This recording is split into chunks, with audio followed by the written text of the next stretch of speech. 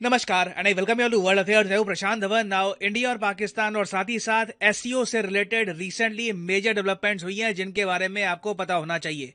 पहली बात तो देखिए, पाकिस्तान के जो फॉर्मर एम्बेसडर थे टू इंडिया, इन्होंने कैटेगोरिकली ये कहा है कि पाकिस्तान में एक डर है कि जिस तरीके से पूंछ में अटैक हुआ है, और अब ये बात धीरे धीरे सामने आ रही है कि इस अटैक में ना सिर्फ जैश ए मोहम्मद, लश्कर तोयबा भी शामिल था, और साथ ही साथ इस अटैक में फॉरेन और लोकल टेररिस्ट दोनों का हाथ था। अब डर पाकिस्तान में यह है, जेन्युइन फियर है। इसके बारे में द हिंदू ने भी आर्टिकल पब्लिश किया है कि Pakistan fears another surgical strike by India. एक जेन्युइन फियर कंसर्न है कि फिर से इंडिया एक सर्जिकल स्ट्राइक ना कर दे पाकिस्तान में। ना ये सर्जिकल स्ट्राइक कैसा होगा, इसको लेकर ना पाकिस्तान को कुछ जानकारी है, ना फ्रेंकली स्पीकिंग मुझे पता है। अभी बस यहाँ पे मैं आपको बता रहा हूं कि पाकिस्तान में फियर इस बात का लेकर बहुत ज्यादा है।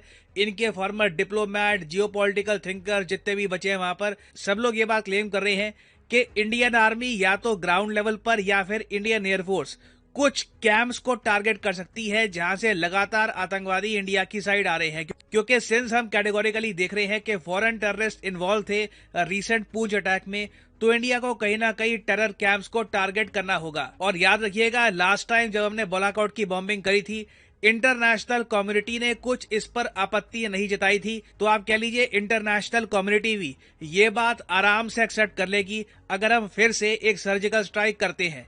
तो डिस्कस करते हैं इस टॉपिक को, बहुत कुछ आपको जानने को मिलेगा यहाँ पर। मगर आगे बढ़ने से पहले आपसे एक क्वेश्चन पूछूंगा।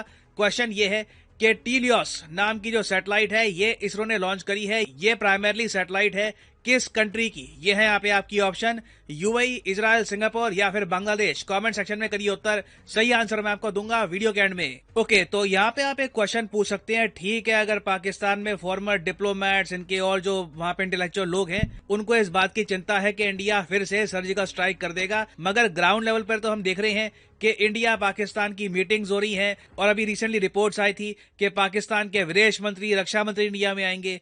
देखिए, उसके बारे में मैं आपको ये बता दूं, पहली बात तो पाकिस्तान के विदेश मंत्री गोवा की मीटिंग अटेंड करेंगे, मगर डॉक्टर अजय शंकर ने कैटेगोरिकली ये कह दिया है कि ये पर्सनल लेवल पर एक बायलैटरल मीटिंग बिल्कुल नहीं करने वाले पाकिस्तान के विदेश मंत्री के साथ। उसके अलावा पूंछ में हुए अटैक के बाद अब ये बात भी सामने आ रही है कि पाकिस्तान के जो रक्षा मंत्री हैं ये इंडिया नहीं आएंगे। इस पर बहुत सी रिपोर्ट्स पब्लिश हुई हैं कि पाकिस्तान के जो डिफेंस मिनिस्टर हैं ख्वाजा आसिफ, ये इंडिया की विजिट को स्किप कर देंगे। और ये बात फिर से रीअफर्म करती है कि पाकिस्तान को एक कंसर्न है, एक डर है कि इंडिया की तरफ से स्ट्रांग रिएक्शन आ सकता है। अब ये रिएक्शन आज से एक हफ्ते बाद आएगा, एक महीने बाद आएगा, we don't know for sure. मगर ये बहुत ही एक इंटरेस्टिंग बात है कि पाकिस्तान के रक्षा मंत्री भारत नहीं आने वाले, ये वीडियो कॉन्फ्रेंसिंग के जरिए मीटिंग को अटेंड करेंगे। जबकि चाइना, एक ऐसा कंट्री जिसके साथ बॉर्डर टेंशन हमारी बहुत ज्यादा बढ़ गई है, उसके डिफेंस मिनिस्टर भारत को विजिट करेंगे। यहाँ पे आप देख पाओगे,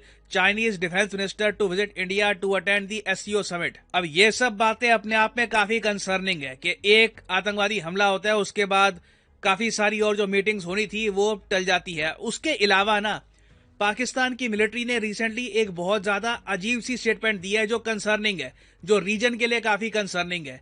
इन लोगों ने यह कह दिया कि जरूरत आने पर ये बैटल इंडिया की टेरिटरी पे ले जाएंगे, मतलब कि जो वॉर है ये हमारी टेरिटरी में ले जाएंगे। तो अब इसका मतलब हम यही मानेंगे कि पाकिस्तान एक इन्वेजन की बात कर रहा है, कि इनके हिसाब से अगर जरूरत पड़ी तो ये कुछ मिलिट्री एक्शन इंडिया के अगेंस्ट भी ले सकते हैं, एक सर्जिकल स्ट्राइक के रिटेलिएशन में। नाउ मुझे यहाँ पर ऐड करना पड़ेगा कि पाकिस्तान की मिलिट्री ने ये स्टेटमेंट प्राइमरली तब दी है जब रिपोर्ट सामने आई कि पाकिस्तान के पूर्व आर्मी जनरल ने ओपनली अपने जर्नलिस्ट, पाकिस्तान के बाकी जो मीडिया के लोग हैं, उनको ये कहा था 2021 में कि पाकिस्तान के टैंक्स वर्किंग कंडीशन में नहीं है। इस टॉपिक पर ऑलरेडी मैं एक अलग से वीडियो बना चुका हूं, तो ये दोनों जो टॉपिक्स हैं ये कनेक्टेड है। तो इसी के रिलेशन में पाकिस्तान की मिलिट्री ने यह भी कहा है कि इंडिया यहां पर ये ना समझे कि हम कमजोर है वगैरह, और साथ में ये भी कह दिया कि टाइम आने पर they will take battle into India territory. अब ऐसी स्टेटमेंट देखिए रीजन के लिए कंसर्निंग इसलिए है क्योंकि अगर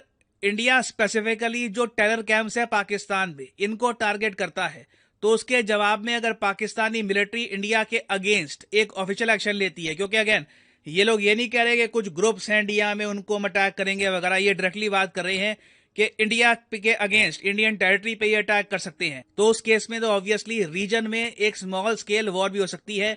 ये मैं आपको बता दूं, यूएस की इंटेलिजेंस एजेंसीज पहले ही प्रिडिक्शन कर चुकी है कि अगर इंडिया पे एक अटैक होता है किसी आतंकवादी ग्रुप का, तो उसके रिस्पॉन्स में एक और इंडिया पाकिस्तान वॉर हो सकती है। यहाँ पे आप देख पाओगे, ये रिपोर्ट्स पब्लिश हुई थी मार्च 2023 में, another India Pakistan war, high possibility of military retaliation in Kashmir under PM Modi leadership.